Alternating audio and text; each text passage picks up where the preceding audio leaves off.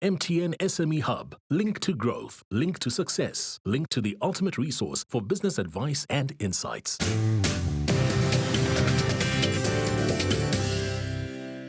Welcome back to the Big Small Business Show, and we are in our third and final segment of today's show and the end of 3 weeks of Masterclass with Heidi Brauer. And we start off asking Heidi, what is hard stuff and soft stuff? Oh, right. So I read a quote a long time ago by a guy, I can't find who he is, even now with the ChatGPT being so good. But the quote says this: the hard stuff is easy, the soft stuff is hard, but the soft stuff's more important than the hard stuff. I wish I had written it for you. But it basically says that you've got to be careful.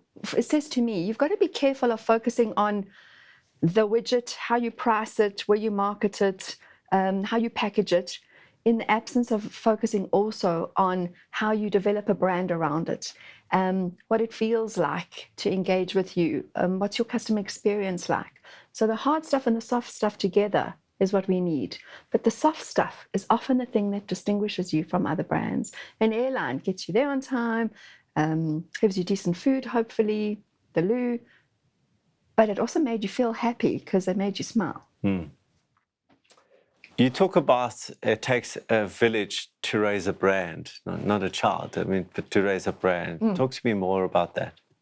Well, when I said wix up and integrate everything and everybody, it really isn't just the marketer's job. And the minute that's happening, then you've got a problem. It drives my husband mad when I say it takes a village to raise a brand, because it's not right. But it really does.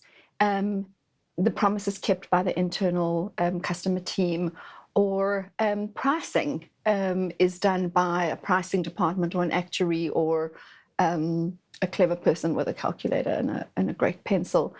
Every little aspect of your brand, whether it's how you hire staff, how you do recognition and reward for your staff, contributes to building a brand. And that's why I say in this lovely little drawing, I think one of them might be you, actually. I can't decide. Whoever brand X is, you really do need to have a whole tribe of people around you. The same as you would never drop your kid off as much as you want to at school on the 11th of January and say, cheers, I'll see you in December. You don't outsource raising of your child just to the school and the teachers. There are loads of people that contribute. And by the same token, the same thing with raising a brand is it's part of everybody. And when you do that, it feels fantastic. And those people also leave your organization and continue as brand ambassadors for you. Correct. They do, and as we said a little earlier, when they're standing at the Brauer or they've gone to a church picnic or whatever it is, you want them to talk you up. You want them to say all those great things. The same as, you want your agencies to say how much they love working with you, because you're collaborative and you're inclusive and you share with them. And that's how you grow a rich and strong brand that transcends just the hard stuff of the product. Let's go back to Tay-Tay. So at the beginning, I said, you have to be able to, if someone phones you, as I said, happened to me, and says, you've got 30 seconds, can you describe X, your ad, your business, your whatever? Do this test, I say to the people who are watching, do this test. Ask yourself, put a time on your phone and say, in 30 seconds or maybe even a minute, can you succinctly articulate what you offer? And then ask your colleagues to do the same thing and see if you're consistent. Consistent, in fact, I have a little one here that says consistent, insistent, persistent, and relentless about that consistency. So do a test, because people can't fall in love with your brand unless you have, because you know exactly what distinguishes it from other people. So that when you are in the elevator with Tay-Tay and she's got her checkbook, she's going, holy cannoli, I'm in love, and she's written the check. The one thing we haven't spoken about today, and we've got very little time, is storytelling. Because if I listen to you today and in the last 2 weeks, you're a wonderful storyteller, which is part of your brand as well, which I asked about your brand. You're a storyteller. And that's such an important part of the marketing process is telling the story of your brand and telling the story of your business. It absolutely is. And I think often when I'm working with people on either naming a product or articulating it, I say, and sometimes everyone hurls, but you get into it eventually. So imagine we're sitting in Parkhurst having a coffee. Someone came and sold me a beautiful illustration of a map this morning. How am I going to describe it? Geez, Allon, you can't believe somebody came past this morning and they sold me.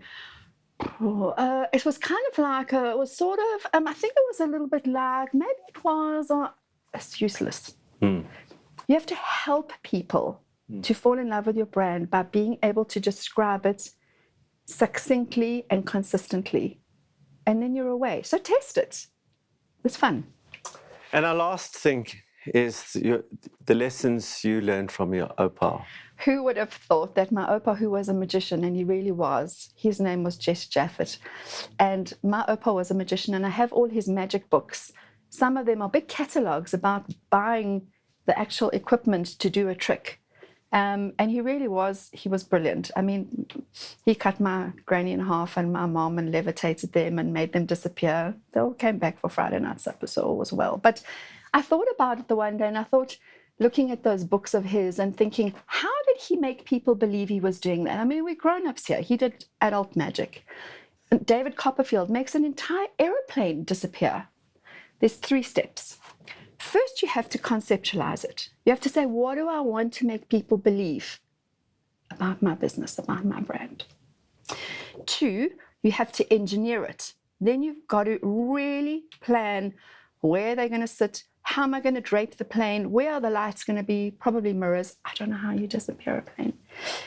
Conceptualize it, engineer it, and then execute it exquisitely, so that people really believe in you. And it's the same in your business and the same in your marketing. Think about what you want people to believe, figure how you're going to do it, and then execute it consistently, insistently, persistently, and relentlessly.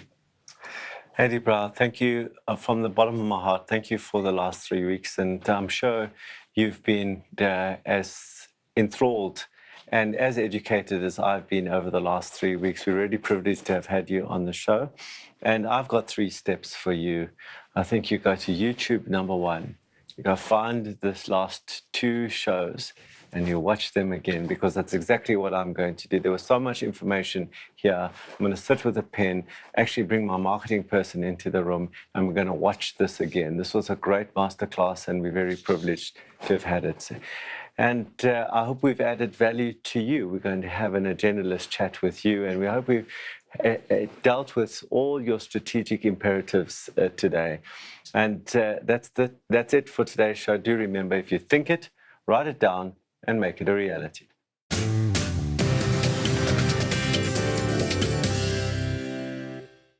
The Big Small Business Show, proudly sponsored by MTN Business.